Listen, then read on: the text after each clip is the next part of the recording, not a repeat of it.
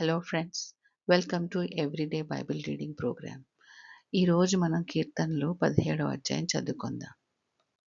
యెహోవా న్యాయమును ఆలకించుము, నా మొర్రను అంగీకరించుము, నా ప్రార్థనకు చెవియొగ్గుము. అది కపటమైన పెదవుల నుండి వచ్చినది కాదు. నీ సన్నిధి నుండి నాకు తీర్పు వచ్చునుగాక. నీ కనుదృష్టి న్యాయముగా చూచును. రాత్రివేళ నీవు నన్ను దర్శించి నా హృదయమును పరిశీలించితివి, నన్ను పరిశోధించితివి. నీకు ఏ దురాలోచనయూ కానరాలేదు. నోటి మాట చేత నేను అతిక్రమింపను.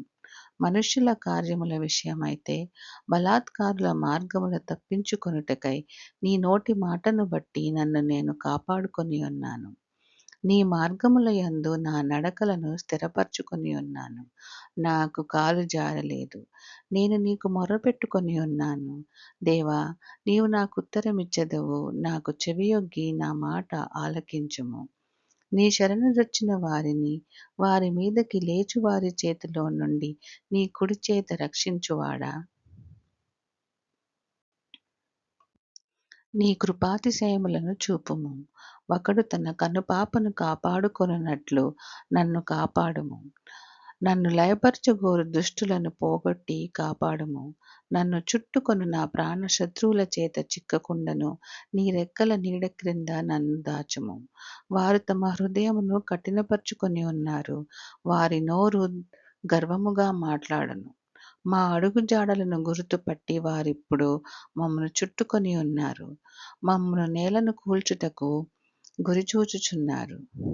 వారు చీల్చుటకు ఆతురపడు సింహము వలెను, చాటైన స్థలములలో పొంచు కదమ సింహము వలెను ఉన్నారు. యెహోవా లెమ్ము, వానిని ఎదుర్కొని వానిని పడగొట్టుము. దుష్టుని చేతిలో నుండి నీ ఖడ్గము చేత నన్ను రక్షింపుము. లోకుల చేతిలో నుండి ఈ జీవిత కాలములోనే తమ పాలు పొందిన ఈ లోకుల చేతిలో నుండి నీ హస్తబలము చేత నన్ను రక్షింపుము. నీవు నీ దానములతో వారి కడుపు నింపుచున్నావు. వారు కుమారులు కలిగి తృప్తి నొందుదురు.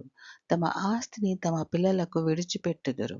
నేనైతే నీతి గలవాడనై నీ ముఖదర్శనము చేసేదను. నేను మేల్కొనున్నప్పుడు నీ స్వరూప దర్శనముతో నా ఆశను తీర్చుకొందును. ఆమేన్. మన మంచి దేవుడు ఈ బైబిల్ రీడింగ్‌ని దీవించుగాక.